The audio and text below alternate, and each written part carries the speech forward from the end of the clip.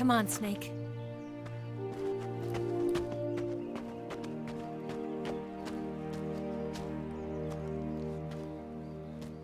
We made it. We made it. Over there.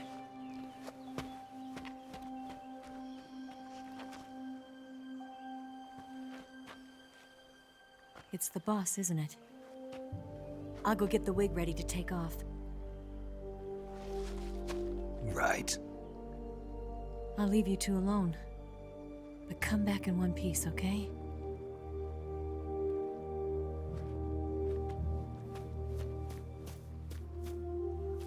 Promise me!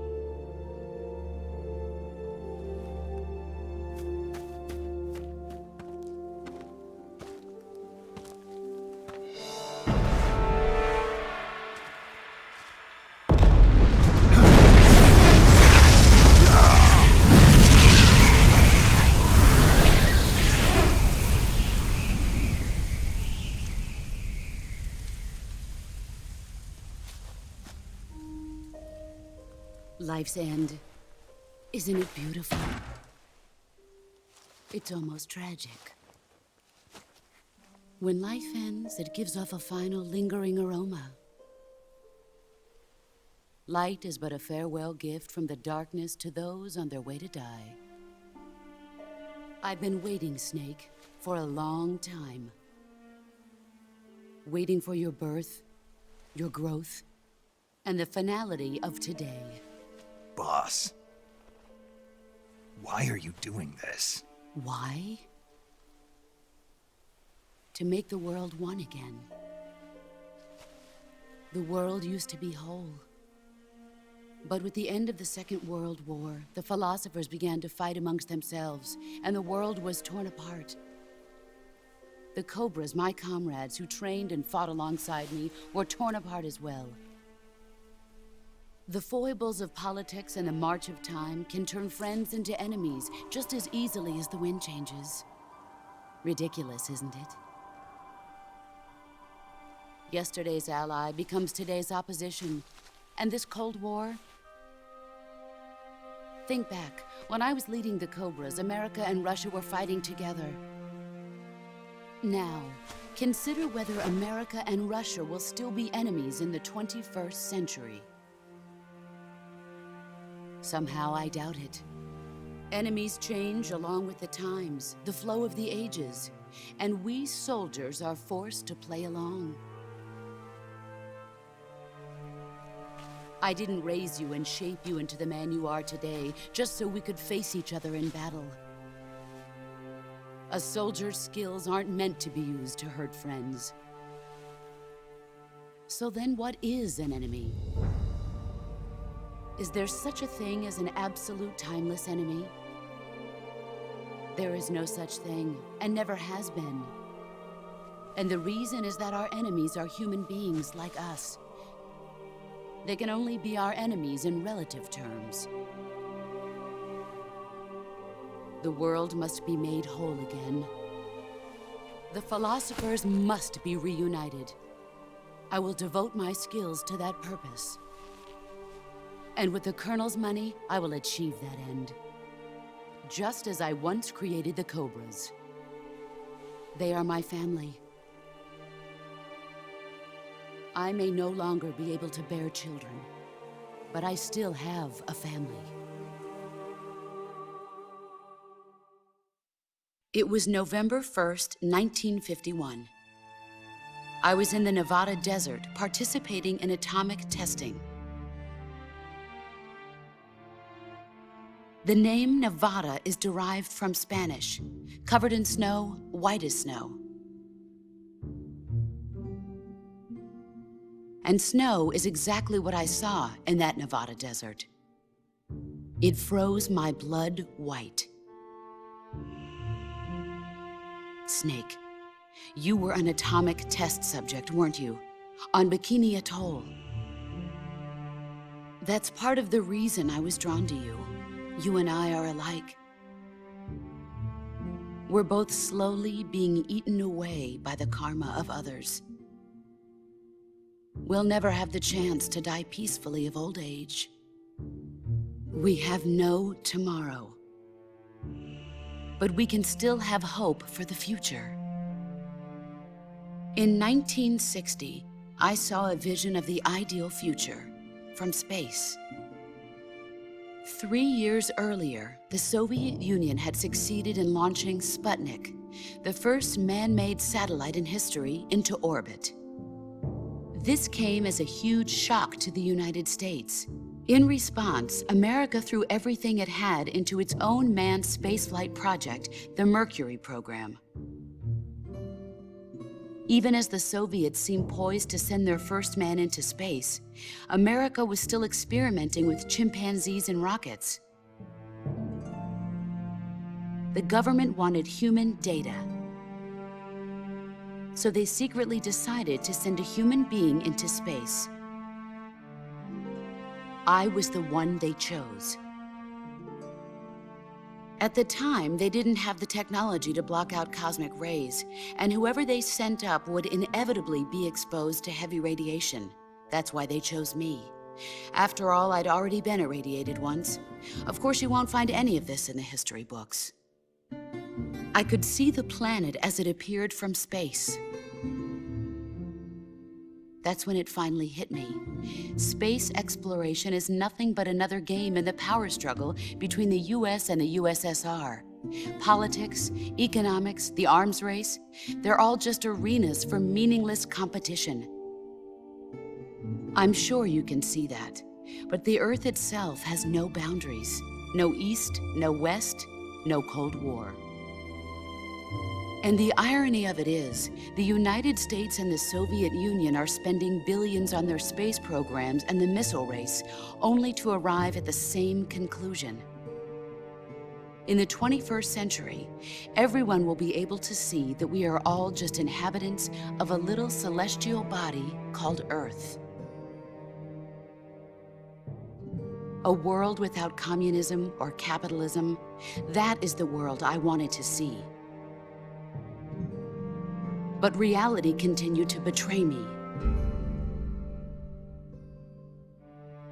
In 1961, I was sent to Cuba, to Bahia de Cochinos.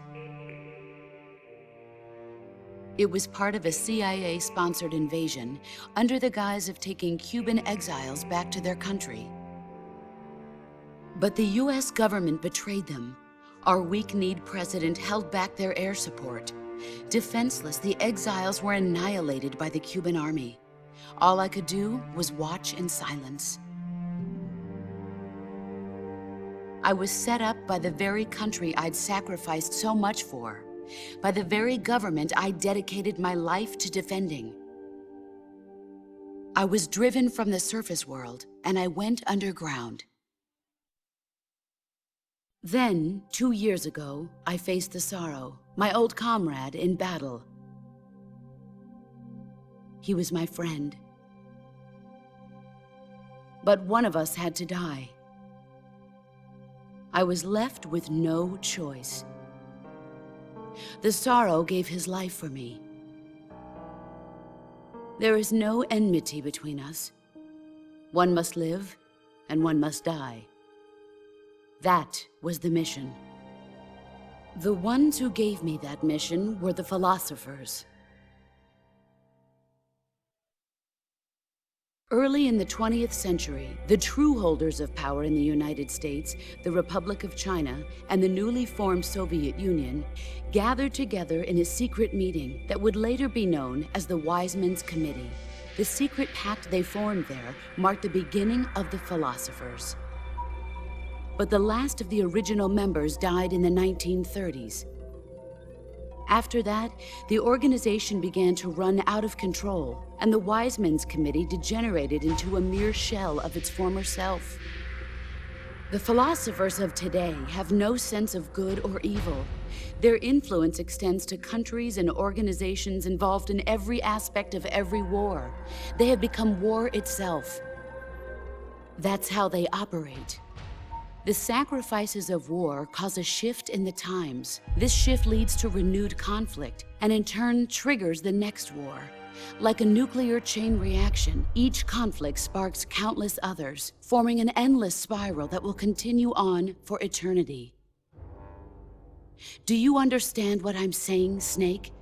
By consuming me and you, the philosophers intend to keep that cycle going forever. It was my father who explained all of this to me.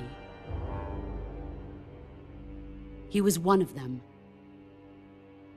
You see, I am the last remaining child of the philosophers.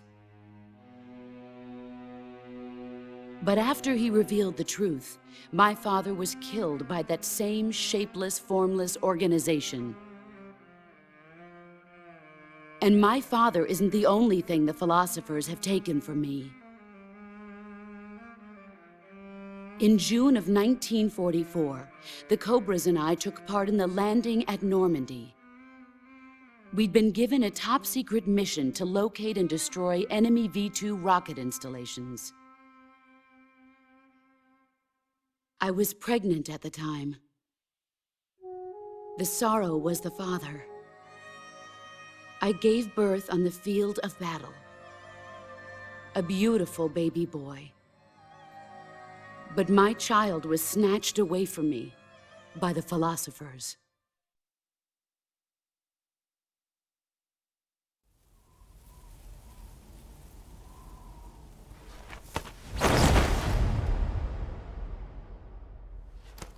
Look at this scar. This is proof that I was once a mother. I gave up my body and my child for my country. There is nothing left inside me now. Nothing at all. No hatred, not even regret. And yet sometimes at night, I can still feel the pain creeping up inside me, slithering through my body like a snake.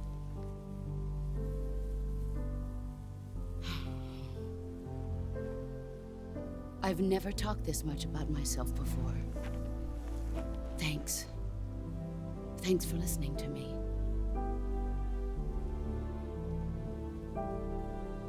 I feel content. Snake? Commence the operation. I raised you. I loved you. I've given you weapons, taught you techniques, endowed you with knowledge.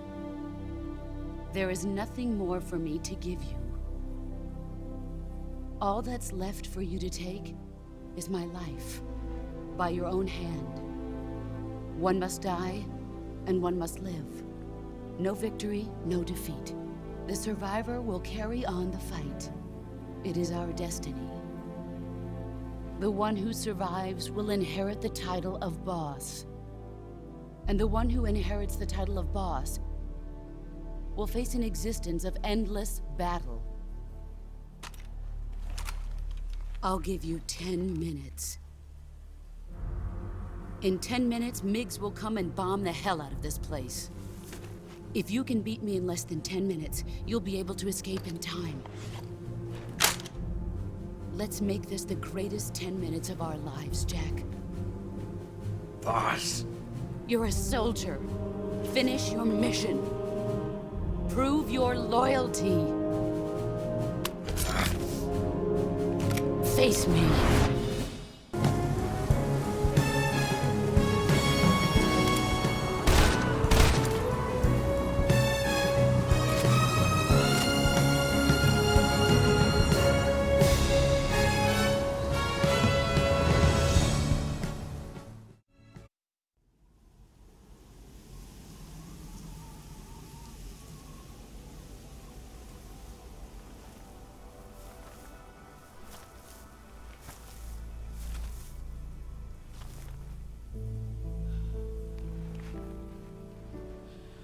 Take this. Keep it safe.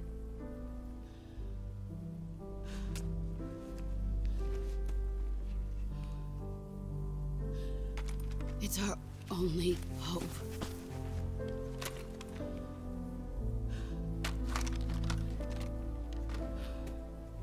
A patriot? Why are you giving me this? Jack. Or should I say, Snake. You're a wonderful man. Kill me. Kill me now. Do it.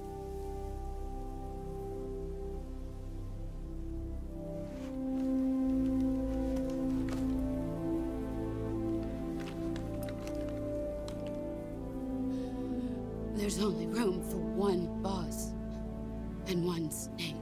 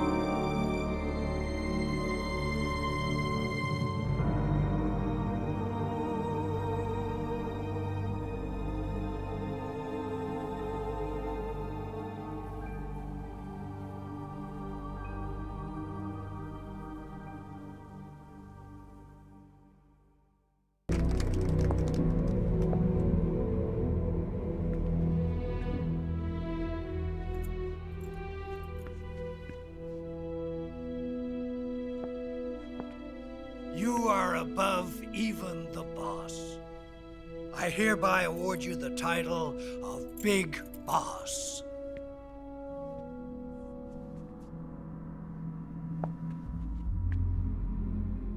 You are a true patriot.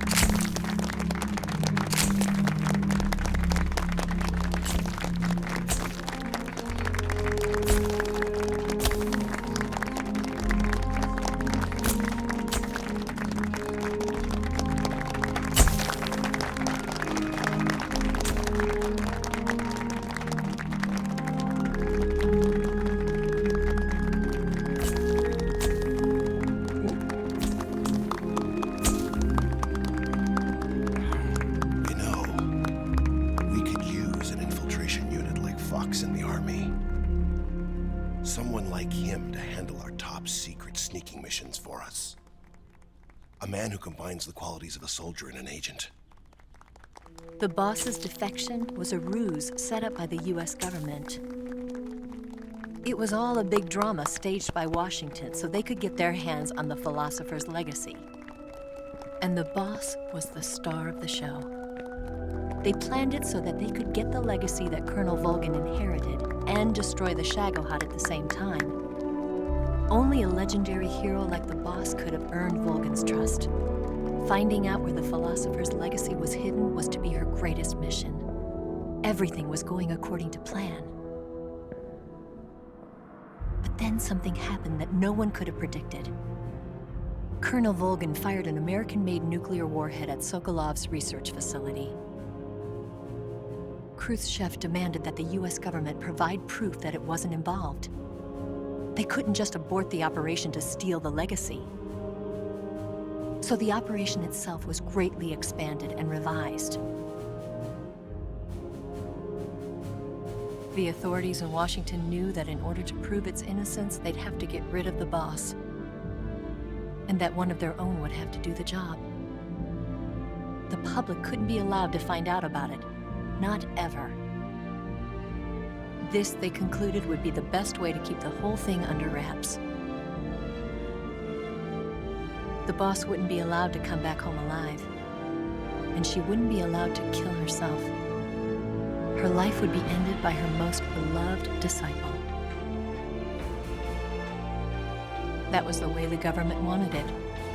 That was the mission she was given, and she had no choice but to carry it out. Her death at your hands was a duty she had to fulfill. Out of duty, she turned her back on her own comrades. A lesser woman would have been crushed by such a burden. The taint of disgrace will follow her to her grave. Future generations will revile her. In America as a despicable traitor with no sense of honor. And in Russia as a monster who unleashed a nuclear catastrophe. She will go down in official history as a war criminal. And no one will ever understand her. That was her final mission. And like a true soldier, she saw it through to the end. But I think she wanted you, of all people, to know the truth. She wanted to live on in your memory. Not as a soldier, but as a woman. But she was forbidden to tell you herself. And that's why she told me. Snake, history will never know what she did. No one will ever learn the truth. Her story, her debriefing, will endure only in your heart.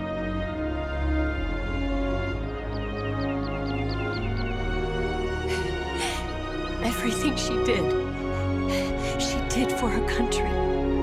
She sacrificed her life and her honor for her native land. She was a real hero.